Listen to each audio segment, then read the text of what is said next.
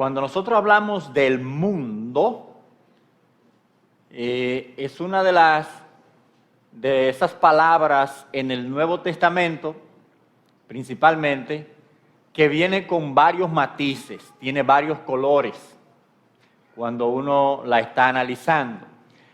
En este tipo de versículos que claramente hay un mandato, una exhortación clara a no amar el mundo, pues lógicamente nos damos cuenta que que el concepto de mundo ahí no puede ser bueno, que es negativo, que es un concepto perverso, porque de hecho se presenta el amor al mundo como contrario al amor a Dios, porque de hecho no pueden coexistir, porque dice el mismo texto que el que ama al mundo, el amor del Padre, no está en él. Entonces la idea ahí es claramente una idea negativa. Los griegos usaban la palabra mundo, que es la que se traduce también precisamente en ese mismo versículo, la palabra cosmos. La usaban, y usted también ha oído esa palabra en otros contextos, para ellos pensar en el orden del universo. Ellos veían cómo todas las cosas estaban ahí organizadas, bien colocadas, y una no chocaba con la otra, todo estaba bien ordenado, las estrellas, la luna, los planetas, el sol, el cosmos, ahí todo estaba bien puesto. Entonces ellos entendían ese cosmos, ese universo, como ese sistema de astros organizados ahí, bien bonito. Ahora, cuando ellos miraban también, o cuando veían las sociedades y veían a las personas, a los seres humanos, también organizados en sus sociedades, en los pueblos, las personas en sí funcionando, la tierra habitada, también ellos solían llamarle a eso como, ¿verdad?, el cosmos. Las personas organizadas, funcionando con cierto orden, y eso era el mundo de las sociedades, el mundo de los gobiernos organizados. Pero en el Nuevo Testamento nosotros también tenemos el uso de esta palabra, uno de esos matices que toma esta palabra, que también tiene que ver con orden. Así como el universo estaba ordenado y así como las sociedades también estaban ordenadas, hay un sistema también ordenado, organizado, que es perverso y que se opone a Dios. Y que ese sistema de no valores, sino de antivalores, podríamos nosotros decir, está precisamente estructurado para desplazar a Dios, al Dios de la Biblia, porque en ese sistema cabe la religión, lo más bien del mundo, pero para desplazar al Dios correcto, al Dios de la Biblia, y establecer esos antivalores como si fueran los valores que deben seguirse. Es por eso que el mundo o la mundanalidad, más que actos, porque siempre que pensamos cuando hablamos o vamos a hablar de mundo o mundanalidad en la iglesia o fuera de la iglesia, de una vez pensamos en gente que usa droga. Es un mundano, porque él usa droga. En gente que bebe ron todos los días. Tú ves, es un mundano, porque él bebe todos los días. Ese muchacho él es un mundano, porque él dice muchas malas palabras. Bueno, si te dice muchas malas palabras, tú eres un mundano. Pero pensamos de una vez así, que la idea son actos, puro y simple. Sin embargo, la mundanalidad o el concepto de mundo es más que eso. Es una mentalidad, es una concepción, es un pensamiento. Y el mundo no funciona aislado. La Sagrada Escritura lo presenta como uno de nuestros enemigos. El mundo o la mundanalidad, esa fuerza contraria a Dios, ese orden contrario a Dios, en el cual nosotros hemos nacido, hemos sido educados, hemos sido criados, nos hemos levantado. Ese sistema trabaja en cooperación con dos enemigos más. ¿Qué son cuál? Satanás y la carne. Entonces, esos otros dos aliados de todo ese paquete de las fuerzas malignas que están luchando continuamente para separarnos de Dios, para arrancar lo que haya en nosotros, en nuestra conciencia, en nuestro corazón, en cualquier lugar de nosotros de Dios, que están trabajando en colaboración, no abandonan su lucha y están siempre trabajando coordinados. El príncipe de este mundo, en el sentido malo, es nada más y nada menos que Satanás. Ahora, nuestra carne, que no es más que un centro de operación en pro del mundo, lo tenemos con nosotros mismos, continuamente. Ahora, contra la carne, la Biblia nos habla de que nosotros tenemos que andar en el Espíritu. Contra Satanás, la Sagrada Escritura nos dice que nosotros debemos resistir al diablo, resistirlo con la verdad. Ahora, con relación al mundo, como es una mentalidad, o sea, como es una concepción, es un espíritu, en el sentido de una filosofía, la palabra de Dios nos dice que nosotros debemos de ser renovados en nuestro entendimiento. Lo que el apóstol Pablo dice en el capítulo número 12 de Romanos, cuando nos dice que nosotros debemos presentar nuestros cuerpos como sacrificio vivo, agradable a Dios, santo, ¿verdad? Que es nuestro culto racional, y que no debemos conformarnos a este siglo. La palabra específicamente allá es una diferente a la que se usa aquí al mundo, pero esa es la misma idea de a este siglo, a esta mentalidad contraria a Dios, sino que debemos de ser transformados en el espíritu de nuestra mente, para que nosotros podamos comprobar cuál sea la voluntad de Dios, que es justa, que es buena, que es agradable, que es perfecta. Entonces, nuestra lucha con este sistema, con este orden de antivalores cristianos, es una lucha que se va a dar en nuestra mente, en nuestra concepción de qué es lo que agrada a Dios, qué es lo que Dios espera de nosotros. Por eso entonces, no améis al mundo, ni las cosas que están en el mundo. Dense cuenta que es una cuestión de fidelidad, de amor. Y por eso dice el texto, el que tiene ese tipo de fidelidad al mundo, tiene que ser necesariamente enemigo de Dios, no puede ser amigo de Dios. Porque no se puede ser fiel a dos señores, no se puede. Entonces, aquí en el libro de Samuel, capítulo número 2, nosotros vamos a estar viendo cómo ese concepto de la idea de personas dominadas por el espíritu mundano, incluso en el mismo contexto donde se supone que se manejaban los elementos más espirituales de la nación de Israel. Usted podría ser más mundano, tener una mentalidad más mundana que cualquiera que esté allá afuera, estando aquí dentro de la iglesia. Es un asunto que se ha dado, se da, se seguirá dando hasta que el Señor venga, porque nos dice el texto que en el juicio final, dice, habrá gente que le va a decir al Señor, en tu nombre echamos fuera demonios, en tu nombre profetizamos, en tu nombre hicimos milagros, y el Señor le va a decir, apartaos de mí. ¿Cómo que le va a decir? ¿Hacedores de qué? Ustedes eran unos mundanos, aunque ustedes estaban en la iglesia haciendo de todo, pero ustedes eran unos mundanos en su mentalidad. Apartaos de mí, hacedores de maldad. Nunca os conocí. Nunca os conocí. Ahora nosotros vamos a acercar al capítulo número 2 y vamos a tratar de verlo como el mismo narrador nos va presentando este capítulo.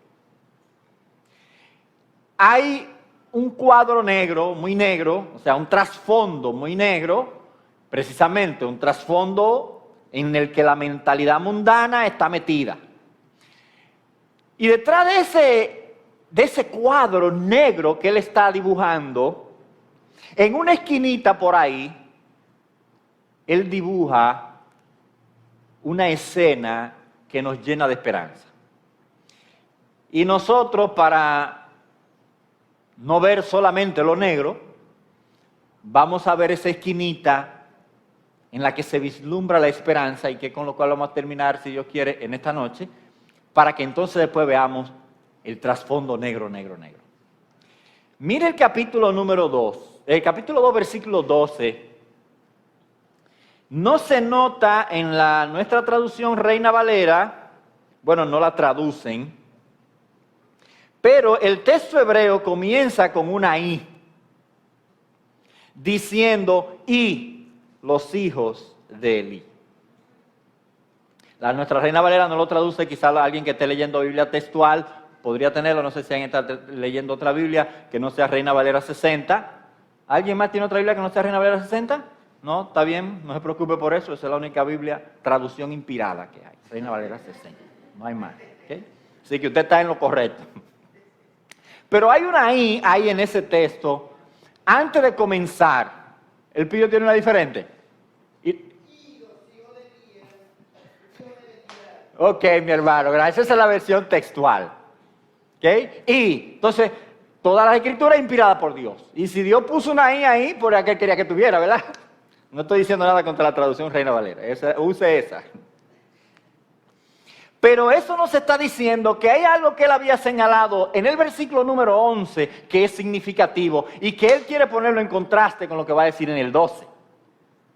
Y el versículo número 11 termina diciendo que el niño Samuel ministraba a Jehová delante del sacerdote Elí. Esa es la esquinita positiva en este fondo oscuro. Dice que el niño Samuel estaba ministrando, que en medio de toda esa oscuridad había alguien que quería agradar a Dios y que estaba sirviendo a Dios. Y aunque estaba rodeado de impiedad y de malos modelos y de personas impías, su mentalidad era agradar a Dios. Ahora los contrastes siguen y mire el versículo número 18 del capítulo 2. Dice el texto, y el joven, subraya la palabra joven, y el joven Samuel, arriba usó la palabra niño, o sea que nos está claramente dando que ha pasado un tiempo, este niño ya está creciendo, es un jovencito, y dice el texto, y el joven Samuel ministraba en presencia de Jehová, vestido con su vestidura para ministrar de sacerdote con el efod, dice de lino. Está ministrando a Dios, está sirviendo a Dios, tiene una mentalidad en la que él está buscando agradar a Dios. Mire ahora el versículo 26. Dice el versículo 26, y el joven Samuel, ahora note las I ahí, ahora la están traduciendo ustedes. Y el joven Samuel iba creciendo y era acepto delante de Dios y de los hombres. O sea, era acepto delante de Dios. Dios veía su pensamiento, que era un pensamiento que quería agradarle, que estaba buscando a Dios, que quería servir a Dios. Era un pensamiento que amaba a Dios, no era un pensamiento mundano. Capítulo número 3, comenzando. Capítulo número 3, comenzando, dice el texto, ¿te ve? En el mismo contraste aquí que van llevando, el joven Samuel ministraba a Jehová en presencia de Elí. Y la desgracia más grande para un pueblo se va a describir aquí ahora, dice, y la palabra de Jehová escaseaba en aquellos días, no había visión con frecuencia. ¿Cómo un pueblo, como una nación, como una iglesia puede recibir la renovación de su pensamiento? A través de la palabra de Dios. A través del mensaje profético. Y dice el texto, en ese tiempo, Dios no le hablaba. Eso era de enemiguito y no me hable que yo estaba. Ahora, cuando Samuel crece, capítulo número 3, ahí mismo, versículo 19, o sea, ya termina. Usted ve capítulo 2, comienza desde que era niño, jovencito, ya está grande. Dice el texto, versículo 19, y Samuel creció y Jehová estaba con él. Y no dejó caer en tierra ninguna de sus palabras. Y todo Israel, desde Dan hasta Beerseba, conoció que Samuel era fiel profeta de Jehová. Y Jehová volvió a aparecer otra vez en el santuario de Silo. Volvió a aparecer otra vez porque Jehová se manifestó a Samuel en Silo por la palabra de Jehová. Dios volvió a hablar por su palabra. Ante una persona que entendió que priorizar y poner a Dios como la prioridad era lo más significativo en su vida. Esa es la parte buena. Ahora vamos a la negra. La parte blanca estaba muy bonita. ¿Okay? Ahora vámonos con lo negro. Y es de eso, todo eso negro es donde aparece esta esperanza. Y lo digo porque el mundo pasa y sus deseos, pero el que hace la voluntad de Dios permanece para siempre. Y eso se cumple aquí perfectamente. Entonces vamos a ver detenidamente aquí cuáles son estos elementos de la mundanalidad que nosotros debemos identificar y pensar en ellos seriamente en esta noche. Lo primero tiene que ver, queridos hermanos y jóvenes amigos también si tenemos aquí en esta noche, es que la mundanalidad está conectada directamente con la impiedad. Mire el versículo número 12, ahora sí nos vamos a detener ahí. Elpidio, nuestro pastor, leyó el versículo en la textual y yo voy a pedirle que lo lea otra vez para que usted oiga cómo suena el versículo lo más cerca posible del texto original. Así que voy a pedirle al pastor Elpidio que lea ese mismo versículo otra vez en la Biblia textual.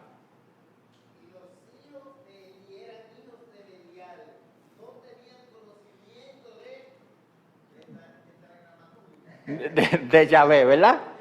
Entonces, ¿eran hijos de quién? ¿Quién es Belial? Hijo de Belial, ¿verdad? Una frase en el Antiguo Testamento para decir hombres perversos, malos, o sea, el tope de lo malo, eso eran hijos de Belial. Por ejemplo, hijos de Belial fueron los hombres que violaron y prácticamente asesinaron la joven que era la concubina del levita que salió en el libro de los jueces. Dice que eran hijos de Belial, de la tribu de Benjamín. O sea, lo que quiere decir que eran hombres perversos. Era hijo de Belial Nabal, porque era un tonto, un loco. Y lo describe la Sagrada Escritura, ese hombre es muy perverso. Entonces aquí, esta descripción en la Reina Valera dice que los hijos de Elí eran hombres impíos. Ahora el nombre Elí, ¿usted sabe qué significa el nombre Elí? ¿Usted recuerda del Señor en la cruz del Calvario diciendo Elí, Elí? ¿Qué significa Elí entonces? Dios mío, Elí, Dios mío. Dice ahí el texto hebreo, Ubenei Elí, Benei Belial. Y uno se pone sospechoso de una vez. Y dice, y se supone que los hijos de que eran de mi Dios, no eran hijos de mi Dios, eran hijos del diablo. Estos muchachos no eran los hijos de Elí, el carácter de ellos eran que eran hombres perversos, no conocían a Dios. Entonces aquí comienza el asunto. Ese mundo, esa mundanalidad es precisamente la caracterización de los hombres y las mujeres, el sistema de aquellos que no conocen a Dios. Efesios capítulo número 2 dice, Él os dio vida a vosotros cuando estabais muertos en vuestros delitos y pecados, en los cuales ustedes anduvieron en otro tiempo, siguiendo la corriente. Ahí no conocen a Dios. Ahí nadie está pensando cómo agradar a Dios, y dice el texto aquí, los hijos de Elí eran hijos de Belial. En el Nuevo Testamento usted sabe que Belial es uno de los nombres que se le da a Satanás. Usted recuerda a una de las cartas a los Corintios cuando Pablo dice, ¿qué comunión hay entre Cristo y Belial? Y aquí el texto está diciendo, aquí comienza la cosa. Pero usted dice, ¿pero cómo va a ser que los hijos de Elí eran hijos de Belial, eran hombres perversos, impíos? Si estos muchachitos eran hijos del sumo sacerdote, desde pequeñitos que se criaron, el primer churrasco de carne se lo llevaba el sacerdote a ellos y se lo comían. ¿Cómo es posible si ellos fueron alimentados con las ofrendas? ¿Cómo es posible si ellos también eran parte del sacerdocio, eran sacerdotes? ¿Cómo es posible si cantaban los himnos en el culto, si ministraban en el culto, si recibían la gente en el culto? ¿Cómo es posible que no conocían a Dios? Eso es lo que está diciendo el texto. No conocían a Dios, ni querían conocer a Dios, ni querían agradar a Dios, Ese es el corazón de la mundanalidad. Es un asunto de no querer conocer a Dios, de no querer tratar con Dios. Por eso, si amamos al mundo, no puede haber armonía con el amor a Dios, porque es una cuestión que una cosa excluye la otra. Y ellos habían excluido a Dios de su pensamiento, su corazón, y no querían agradarle. Ahora, ¿cómo sigue el asunto? El asunto sigue presentándonos que una vez que nosotros hemos decidido mantener a Dios fuera de nuestros valores y que las cosas que Dios dice en su palabra sea lo que dirija nuestra vida, como dice el texto allá, cada vez de Samuel, poniéndolo en contraste con esta mentalidad, nosotros hacemos que todo sea un medio para satisfacer nuestros apetitos. Allá dice el texto, precisamente citando Efesios otra vez, que andamos según la corriente de este mundo, y ahí el texto nos habla que nosotros estábamos haciendo lo que satisfacía a nuestra carne. Ahora, note cómo se desarrolla esta mentalidad mundana aquí con estos muchachos. Versículo número 13. Todo existía para satisfacer lo que ellos querían. Y de hecho el mundo está diseñado así. Y este mismo texto precisamente nos dice que las cosas que están en el mundo, los deseos de la carne. Eso no viene de Dios. Ahora note aquí, versículo número 13. Estamos hablando de una mentalidad mundana en el contexto de las cosas más serias que podían haber en toda la nación. Versículo número 13. Y era costumbre de los sacerdotes con el pueblo. O sea, costumbre de los sacerdotes. Esto no es lo que decía la palabra de Dios. Era una costumbre de ellos. Dice que cuando alguno ofrecía sacrificio, venía el criado del sacerdote mientras se cocía la carne, trayendo en su mano un garfio de 3 dientes. Entonces imagina, eso parecía la muerte que llegaba ahí el garfio. ¿No? Se parece ahí. En el santuario.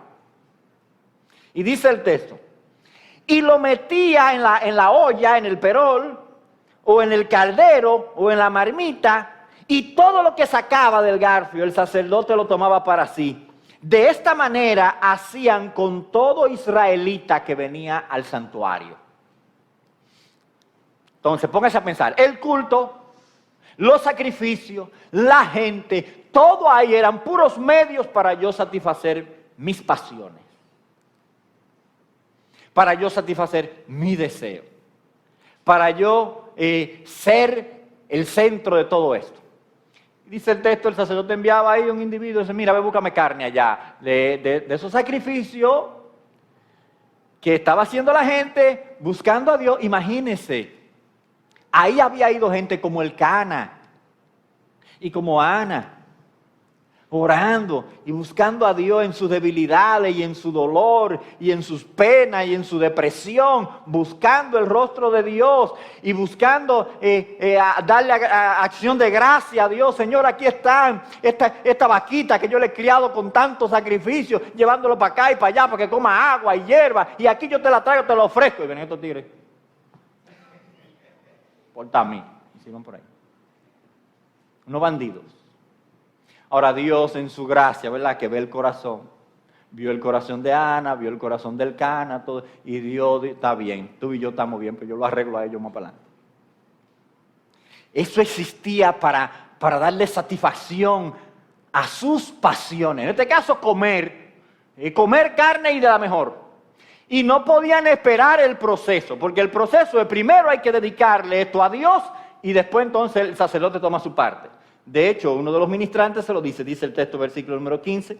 Asimismo, antes de quemar la grosura, venía el criado del sacerdote y decía al que sacrificaba, dame carne para asar para el sacerdote, porque no tomará de ti carne cocida, sino cruda. ¿Sabe qué significa eso?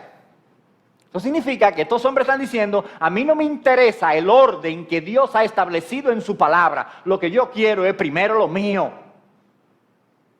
Dios había establecido un orden en su palabra para que el sacerdote luego tomara su parte. Pero primero había que hacer un orden. Ese orden que Dios había establecido en su palabra. La palabra de Dios no importa.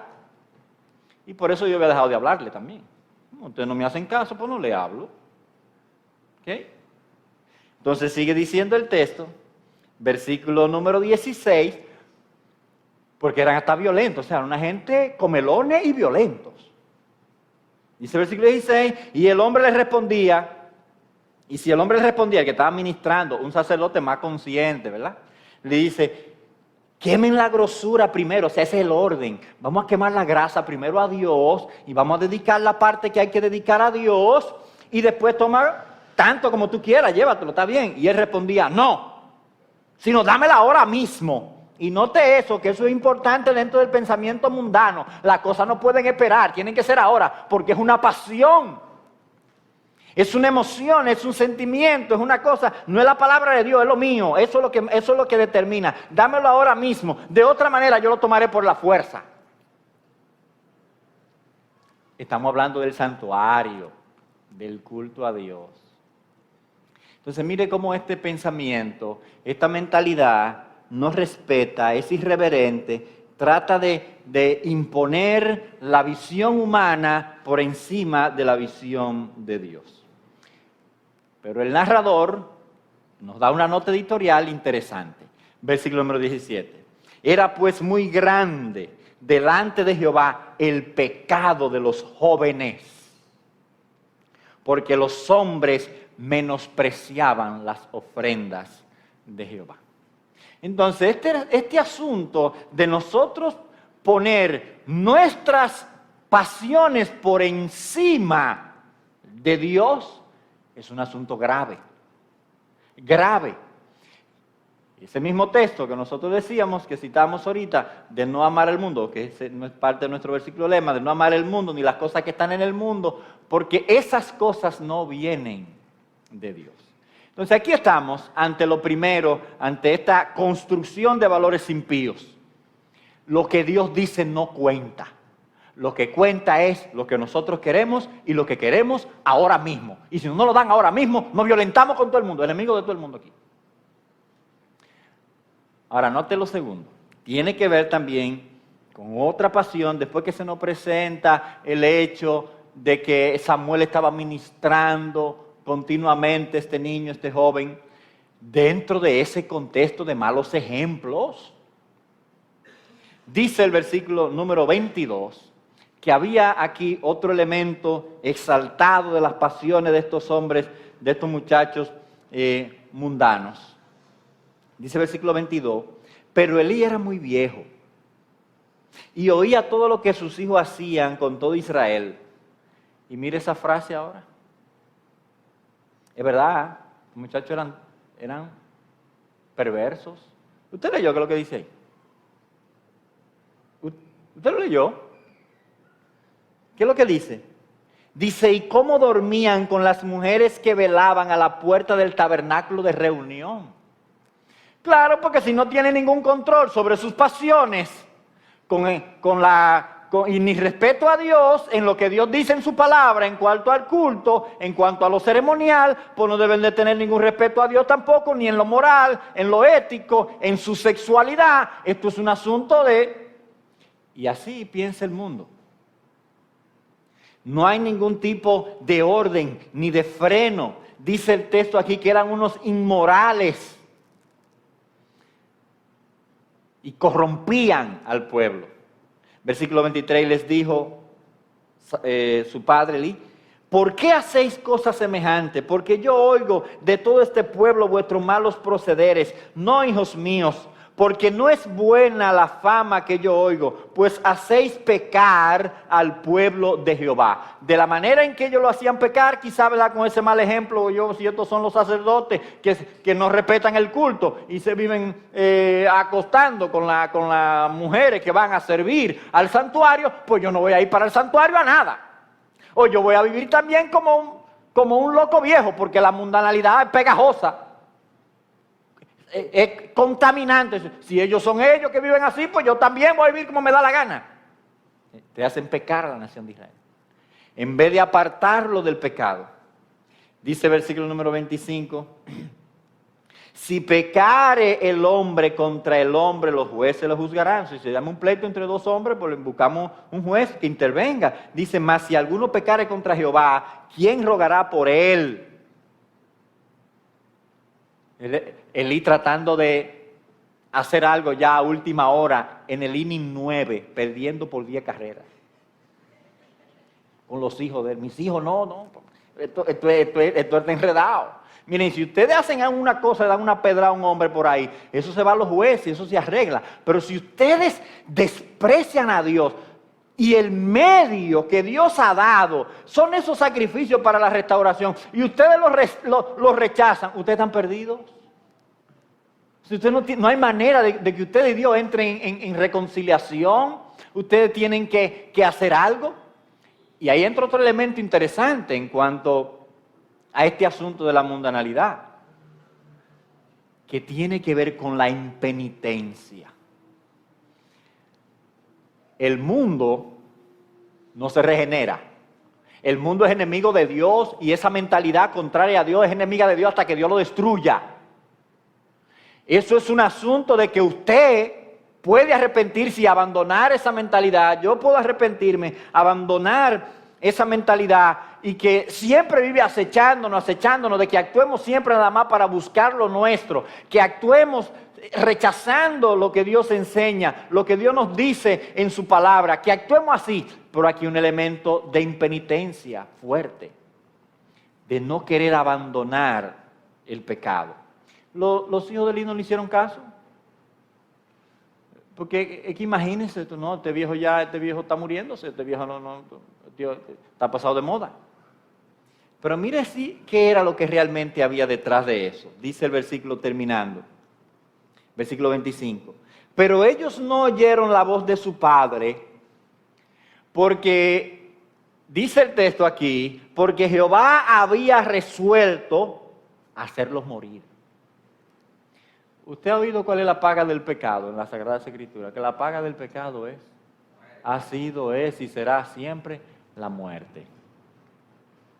Y que el que se constituye o el que se hace amigo del mundo automáticamente firma como enemigo de Dios. Eso lo afirma la Sagrada Escritura, el Nuevo Testamento.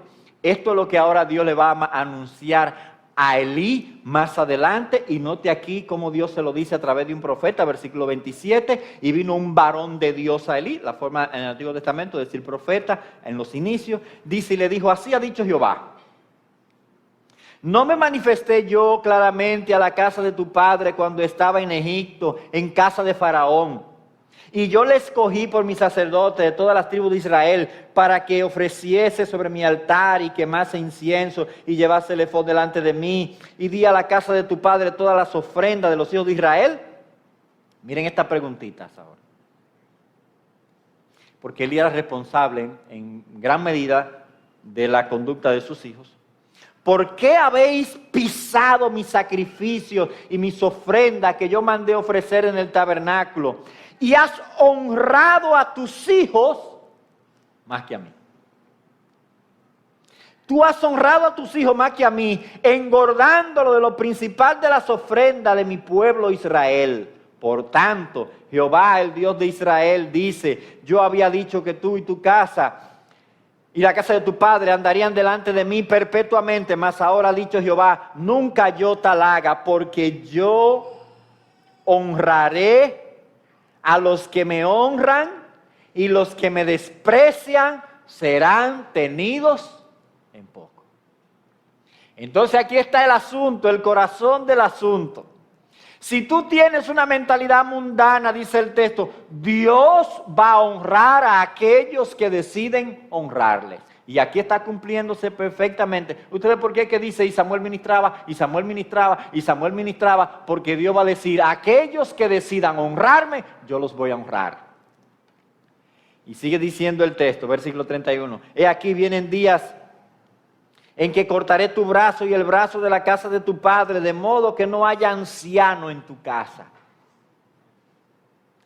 Esto tiene un costo, no honrar a Dios, no vivir para Dios, tener una mentalidad separada de Dios. Dice, verás tu casa humillada mientras Dios colma de bienes a Israel. En ningún tiempo habrá anciano en tu casa. Es un juicio horrible.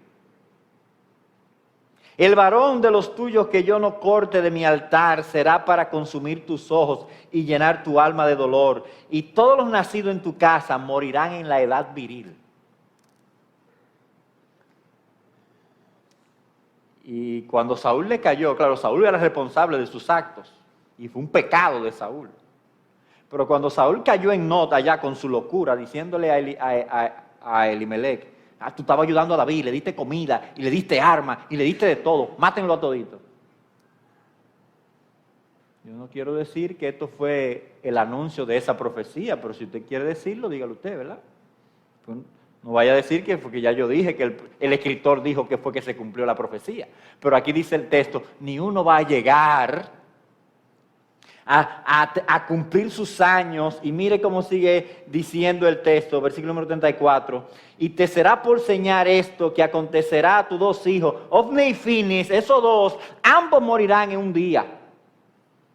Y yo me levantaré un sacerdote fiel que haga conforme a mi corazón y mi alma. Y yo le edificaré casa firme y andará delante de mí ungido todos los días.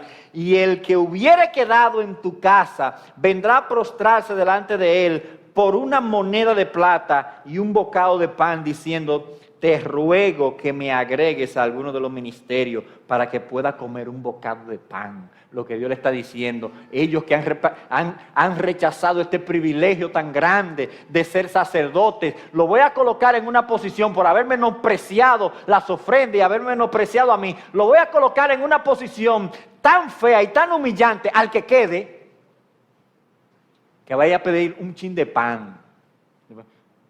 No, dame los churrascos. Dame, yo no quiero de esa. Y dame la cruz, dame el favor. Pásamela, ven. Quítate de ahí, me voy. Dios dice, por haber tratado así, ustedes, como lo engordó con eso, ¿verdad? Ahora yo voy a decir, va a llegar, ay, dame un chin de pan, hay una galletica por ahí. Del juicio de Dios. Ahora nosotros sabemos que de esos descendientes de Elí iba a quedar solamente una persona. Ahora, ¿qué dice las Sagradas Escrituras? Que el mundo pasa y sus deseos, pero el que hace la voluntad de Dios es el que permanece. ¿Qué nos dice el texto entonces de Samuel? ¿Qué nos dice el capítulo número 3 de Samuel? Dice el texto que Dios estaba con él y la palabra de Dios volvió otra vez a la nación a través de Samuel, porque Dios volvió a aparecer una vez más. ¿Cuál es la visión a la que el mundo quiere llevarnos? Bueno, primeramente, por más que usted vea que sea una cuestión que esté dentro o fuera de la iglesia, o tratemos de bautizarla, siempre será una noción impía. Un asunto que busca separarnos realmente de Dios. ¿Y cuáles son esos indicadores que van enseñándonos que realmente hay una mentalidad mundana en nosotros? Estamos concentrados en nosotros mismos y todo tiene que ver con nuestras pasiones y todo tiene que ver con nuestros deseos y todo tiene que ver con nuestra exaltación. Nada tiene que ver de cómo dice Dios, de qué es lo que conviene al pueblo de Dios, de cómo es que le servimos al pueblo de Dios. Al revés, todo aquí existe para servirme a mí, que era como pensaban los hijos de Elí. ¿Y cuál es el final de eso?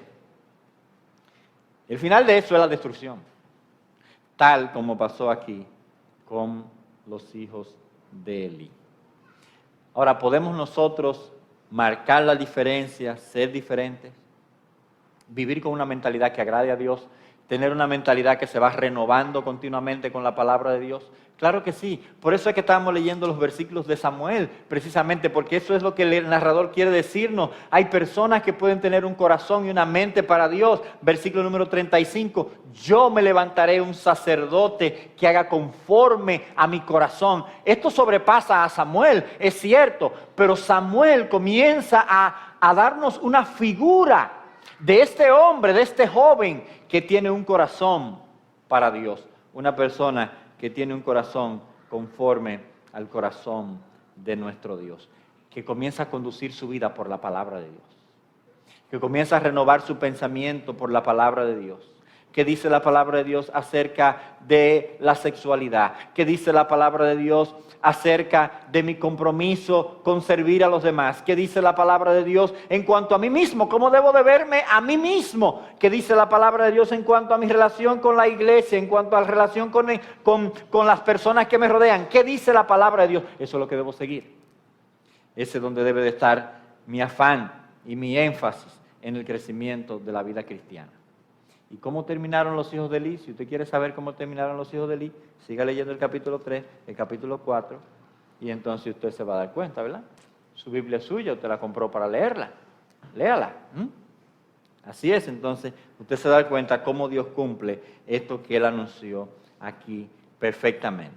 No améis el mundo ni las cosas que están en el mundo. Que Dios nos ayude, jóvenes, a nosotros tener una mentalidad que se va renovando día a día con la palabra de Dios y que va buscando agradar a Dios día a día en todos los aspectos.